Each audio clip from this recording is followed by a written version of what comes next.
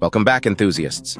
Today, we're diving into the fascinating world of organic cannabis. Join us as we discuss what it is, why it matters, and how it connects us to the natural rhythms of plant life. Before we begin, please take a moment to support our channel by hitting that like button and make sure to subscribe for more content like this. Your support helps us continue sharing valuable knowledge with this incredible community.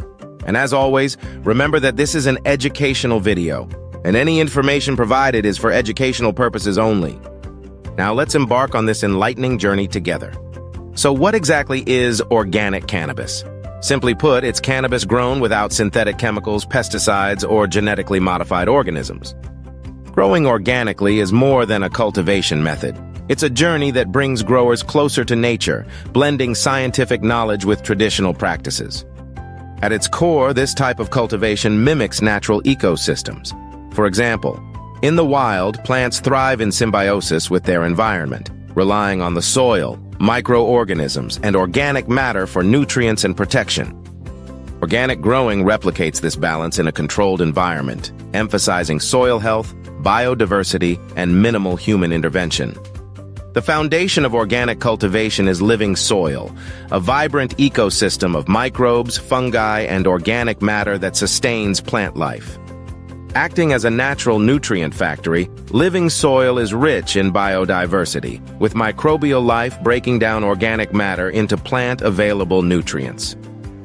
For example, bacteria are tirelessly working to break down complex organic materials like compost, manure, and plant residues into simpler nutrients that the plant can absorb. Beyond providing essential nutrients, bacteria also enhance soil health by improving structure, promoting robust root growth, and suppressing harmful pathogens. Adding to this ecosystem, mycorrhizal fungi form symbiotic relationships with plant roots, creating an intricate network of thread-like structures known as hyphae. These hyphae extend far beyond the root zone, dramatically increasing the surface area for water and nutrient absorption. This symbiosis allows plants to access critical resources such as phosphorus and water that would otherwise remain out of reach. Protozoa and nematodes further contribute by feeding on bacteria and fungi, releasing nutrients in a process called nutrient cycling. This natural recycling system ensures plants have consistent access to essential macronutrients like nitrogen, phosphorus, and potassium, as well as trace elements such as iron, magnesium, and zinc, which are key components for healthy growth. Finally, earthworms, aptly called nature's plow, play a pivotal role in maintaining living soil. Their constant burrowing aerates the soil, allowing oxygen to reach plant roots and beneficial microbes while improving water infiltration and distribution. Earthworms also excrete nutrient-rich worm castings packed with microbes that enhance nutrient cycling and suppress pathogens. Additionally, their castings help stabilize soil pH, ensuring optimal nutrient availability and uptake. Together, these soil organisms create a dynamic and self-sustaining ecosystem that supports healthy, vigorous plant growth. Now that we have some background on living soil, let's explore how it's made. Preparing living soil begins with selecting a high-quality base composed of loam, compost, and aerating materials like perlite or pumice. Loam provides structure, compost delivers organic matter and nutrients, and the aerating materials ensure proper drainage and airflow for root and microbial health. To this base, organic amendments such as worm castings, bone meal, kelp meal, rock phosphate, and alfalfa meal are added. These materials act as slow-release nutrients, providing essential elements like nitrogen, phosphorus, potassium, and other trace minerals. Next, growers will incorporate mycorrhizal fungi and other microbial inoculants, as these microorganisms help decompose organic matter, release nutrients, and form symbiotic relationships with plant roots. Once the soil is mixed, it must cook for 2 to 4 weeks. Cooking refers to a process where microbial activity stabilizes. During this time, the soil should be kept slightly moist to encourage microbial growth, but not waterlogged, as excess moisture can create anaerobic conditions that can harm beneficial microbes. Regular turning or gentle mixing of the soil ensures even distribution of nutrients and prevents hotspots. As the microbes break down organic matter, the soil becomes rich in bioavailable nutrients and establishes a robust population of beneficial organisms ready to support the vigorous plant growth. By investing time and care in preparing living soil, growers create a sustainable foundation for healthy, high-quality crops. The next step in the organic growing process is to choose the right strain of cannabis.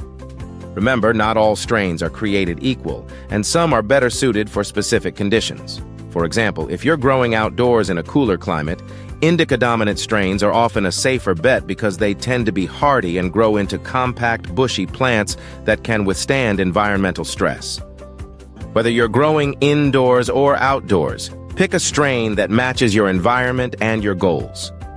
Once you've got your soil and your strain, it's time to plant and feed. Organic growers rely on natural inputs like compost teas, fish emulsion, and plant-based meals, tailoring their use to meet the plant's growth stage and specific needs. Compost tea, for example, is a nutrient-rich liquid created by steeping compost in aerated water. This tea acts as both a fertilizer and a microbial inoculant, boosting the soil's microbial population while providing readily available nutrients, making it particularly useful during the vegetative stage when plants demand a nutrient-rich environment. Other natural feeds, like alfalfa meal, which provides nitrogen, are commonly applied at the beginning of the vegetative stage to encourage leafy growth and overall vigor. Meanwhile, kelp meal, offering potassium and trace minerals, is often introduced later in the vegetative stage or early in flowering, as potassium is essential for supporting strong stems, flower development, and overall plant health. These slow-release nutrients ensure that plants are fed gradually and consistently, reducing the risk of nutrient burn and allowing the plant to grow at its natural pace while aligning with the needs of each growth phase. Now, let's move on to one of the most important topics of this video, pest management. Organic pest management is deeply rooted in ecological principles. It recognizes that pests are part of the natural ecosystem and aims to restore balance rather than eradicate them entirely. Let's discuss a few methods that growers use to help protect their plants. Prevention is the most effective way to manage pests in an organic garden, by focusing on creating an environment where it makes it difficult for them to thrive. Crop rotation and companion planting can disrupt pest life cycles, while maintaining cleanliness in the grow area reduces potential breeding grounds. Additionally, proper environmental controls, including maintaining optimal humidity levels and adequate airflow, prevents conditions favorable to pests like spider mites and mold while promoting healthy plant transpiration and nutrient uptake. Growers can achieve this by using tools like humidifiers or dehumidifiers to regulate moisture levels, hygrometers to monitor humidity, and oscillating fans to maintain consistent airflow and prevent stagnant air pockets. Like companion planting, beneficial insects and predators are also natural pest control measures that can help maintain a balanced ecosystem and keep pest populations in check without the use of synthetic chemicals. For example, ladybugs effectively control aphids, predatory mites target spider mites, thrips, and fungus gnats, while parasitic wasps handle caterpillars and whiteflies. Finally, nematodes attack soil-dwelling pests like root maggots. By introducing these allies, growers create a harmonious environment where pests are naturally suppressed, allowing cannabis plants to thrive. Organic growers can also use plant-based sprays and oils, as these solutions are effective, environmentally friendly, and leave no harmful residues. One of the most commonly used ingredients is neem oil. Neem oil is a natural plant-based oil extracted from the seeds of the neem tree, Zadirachta indica, which is native to South Asia. Neem disrupts pest feeding and reproduction, making it highly effective against aphids, whiteflies, and spider mites. Similarly, garlic and chili sprays deter pests by leveraging their strong odors and chemical properties to create an environment that is unpleasant and inhospitable for many insects and small animals. These sprays work through two primary mechanisms: olfactory disruption and physical irritation. Finally, some simple physical methods can be highly effective in managing pests. Sticky traps capture flying pests like fungus gnats and whiteflies, while row covers or netting shield outdoor plants from larger pests such as caterpillars and grasshoppers.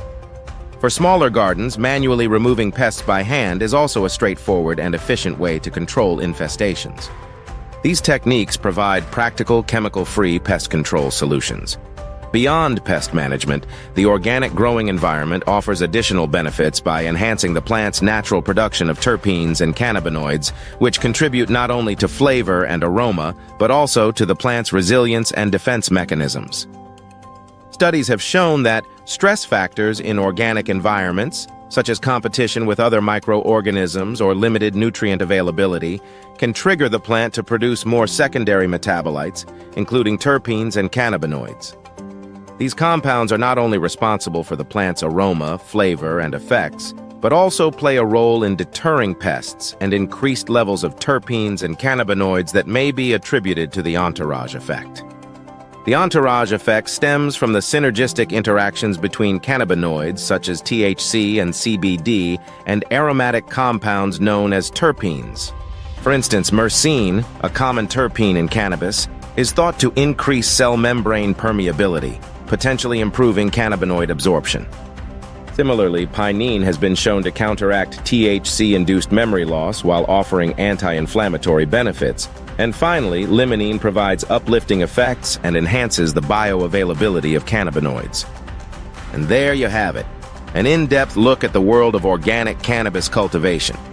From the science behind living soil to how organic methods enhance terpene and cannabinoid profiles, we've explored why organic growing is not just a method, but a connection to nature's rhythm. If you found this video helpful or inspiring, please give it a thumbs up. It really helps the channel grow. And don't forget to hit that subscribe button and ring the bell so you're the first to know when we drop new content. We love hearing from you, so share your thoughts in the comments below. Thank you for being part of this amazing community. Keep growing, keep learning, and we'll see you in the next video. Thanks again, and until next time, stay curious.